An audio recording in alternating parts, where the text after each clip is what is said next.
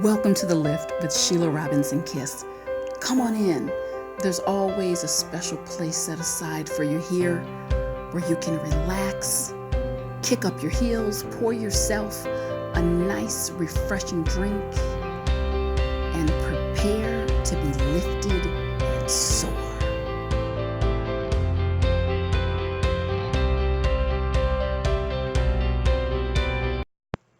Hi, everyone. Thank you so much and welcome back. It's always lovely to connect with you. I hope wherever you are, you're feeling lifted, grounded, and there's some things in your future to look forward to. So today I want to talk about the five things that make people worry, doubt you, and in some instances, just flat out walk away.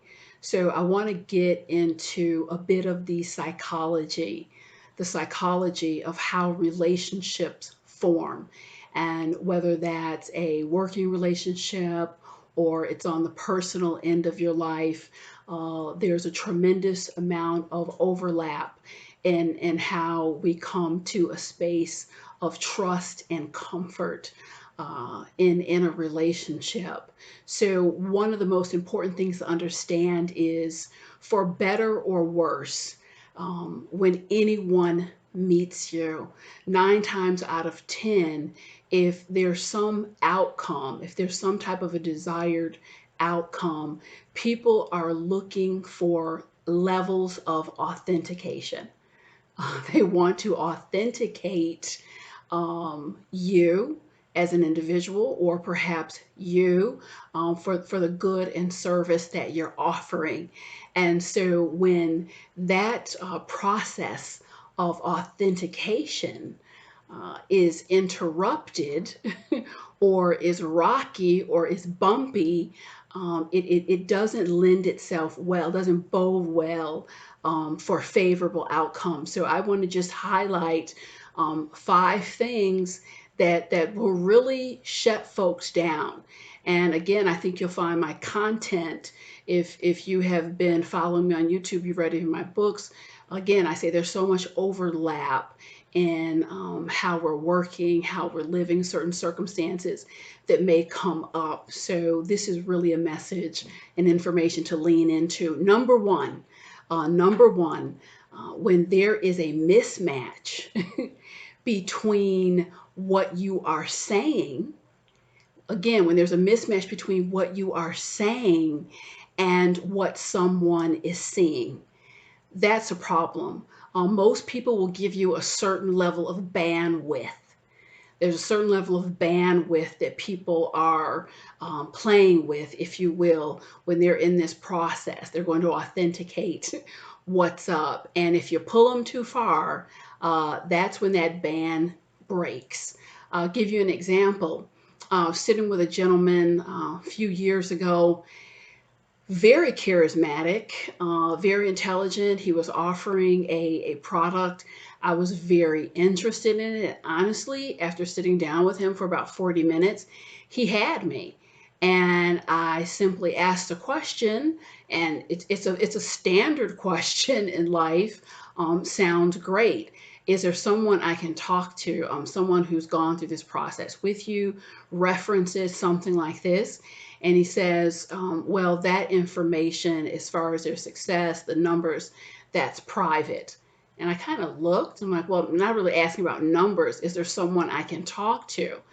And so that's when the bandwidth started to stretch, because he really didn't have reasonable answers that made sense to me. So when you are out here in any shape, form, or fashion, whether that's you are offering a service and you're claiming you are the best, you're amazing, the best thing since sliced bread, people are going to want to authenticate that claim. And quite frankly, if you are that good, if you're as good as you say you are, there's certainly in this orbit, in the realm, there has to be testimonials, verifications, certain levels of social proof that would match what you're saying. And if there's not, there's a question mark. I had a woman some years ago. This was a bid I was putting in for some work, and she's like, wow, you sent us so many references and video links in your testimonial. Thank you so much. And I do that because I don't want people to have any questions.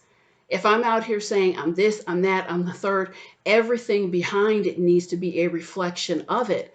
Again, if I had a quarter for every time I sat with someone and they said, Sheila, I'm dealing with this person. This is on the personal side of things. And um, he says that he's super successful and owns 3 businesses. I don't understand. Quickly into things. He's coming up short on money, and there's other things making me scratch my head. He says he's got these 2 cars, but we're meeting places. I've never seen him take anything other than public transportation.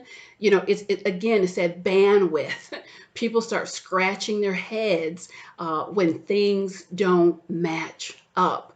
So what you are putting out there, how you're putting yourself out there as an individual, your good, service, or product, it really needs to be some alignment, a great deal of alignment in what people are saying.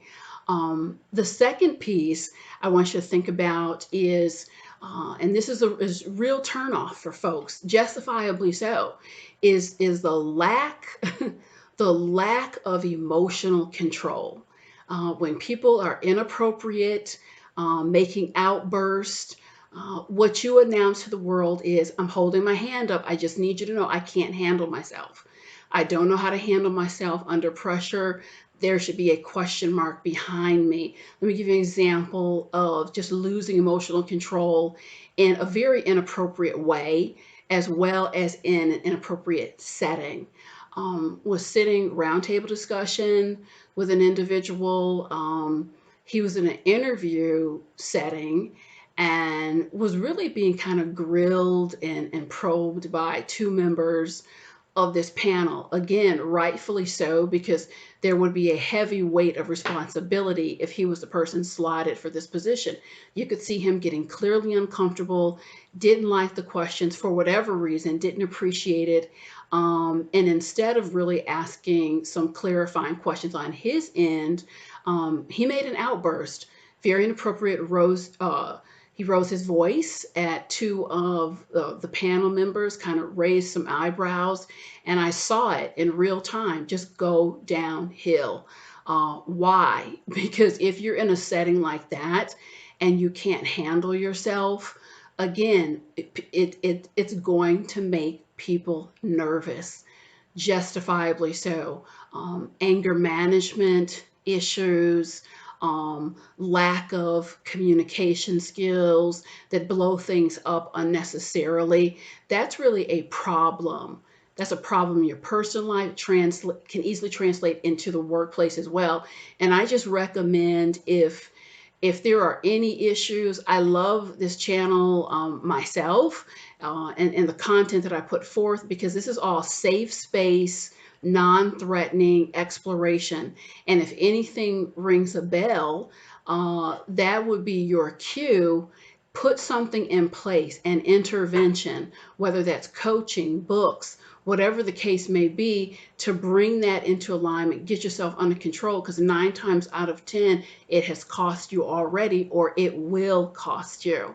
The third piece is, this is a true turn off, is just a cold personality or rude behavior. This is a turn off because what you do, it goes back to bandwidth. If you put people in a position where they have to work hard to be around you, where they're literally working to manage your disposition in relationship to the work that's being done or the relationship that is forming, that is a problem. That is a problem. It's not the other person's problem. Ultimately, it will be your problem. Give you an example.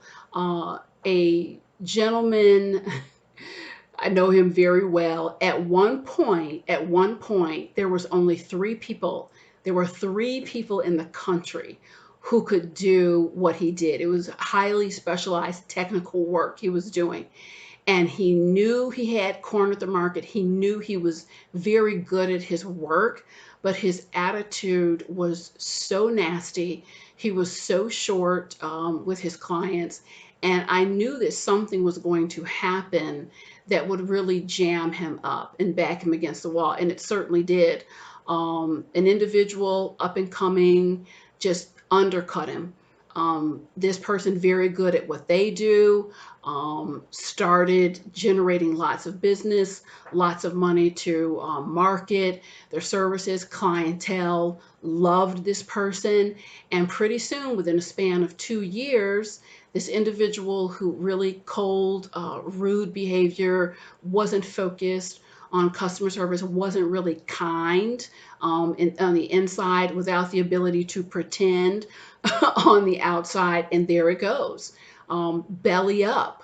So, and again, he was in the top 1% of what he was doing in terms of the service he was offering, but that energy was so foul. That energy was so nasty that it was a turnoff. So there, people walked away. They were worried. He was a source of stress. And people have so much to manage in their lives. They really can't take too much of someone coming in. We're talking about forming a relationship and sustaining it. It's all people can do sometimes to manage themselves. They don't want to have to take extra energy to manage you, your attitude, personality in that particular arena. And next, number 4 is huge turnoff is inconsistency. Will make people doubt you and go in the other direction. You think about it. When you want something done, or you're looking to form a close or long-term relationship, do you want more of a the postman or woman energy, or the moody surfer? Most people are going to say, Sheila, the postman or postwoman. Why? Because there's that consistency. I know they're going to deliver. I know if they say they're going to show up, they're going to come and they're going to be there. People crave consistency in a world that can just be so up and down. Consistency is really a holy grail in life. You think about your friends. Who's the reliable one? Who do you turn to? Who do you have the most respect for? Who are you closest to? Who's your go-to person? It's likely the one who's shown great consistency wrapped around kindness, dignity, all the higher characteristics and attributes in life. So that's one to think about as well. And lastly is pace. A fast, erratic pace confuses people. And I would say, if outcomes don't matter, if outcomes are really not at the top of your priority list, move as fast as you want. Move as fast as you want in all areas of life. But if the outcomes matter, you want to have a reasonable and measured pace in your movement, in what you're sharing in conversation, and how you are presenting yourself and your behaviors. Again, a reasonable and measured pace gives people time to get their bearings, gives people time to feel you out, to know where you are coming from. I had a gentleman a couple years ago. He says to me, Sheila, I don't understand. Things were going so well. We went out to dinner. That was our third date. And that's it. Everything just went dark. And it just didn't make sense to me. It just didn't make sense. If it's going so well and you have chemistry, people don't just up and vanish.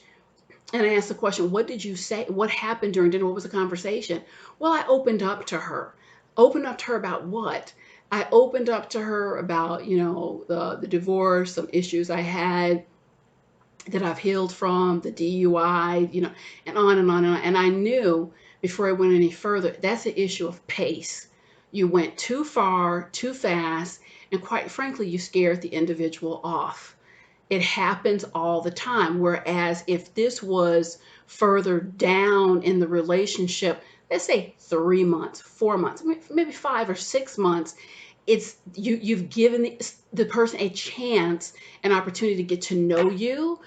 You've built up some markers of trust, which you can really only do over time.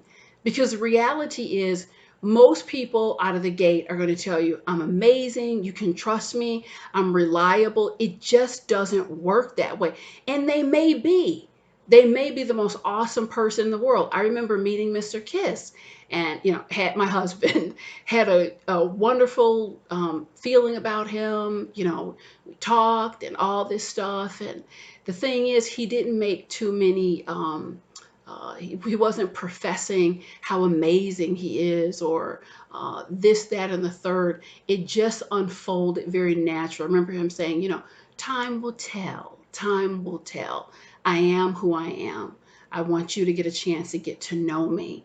So, markers of time, do you show up when you say you're going to show up? Is that authentication process? Have I been able to authenticate? Are there markers that match who and what you say you are? Did it all come together? That cannot happen in a conversation. That happens over time, that happens over context. So these are some pointers to keep in mind. And the reality is, if you lived on the planet long enough, most people have been burned. Most people have been burned in some area or another. If it's not in the business realm or financially, it may be in the personal realm. And people, whether you like it or not, people simply become more cautious over time. And I feel that cautiousness is justifiable. And you have to keep that in mind as you're moving out here. I want everyone to be happy, successful, live elevated. So this is why I do what I do. I've got your back. Some more content coming at you shortly. Thank you so much. I'll see you soon.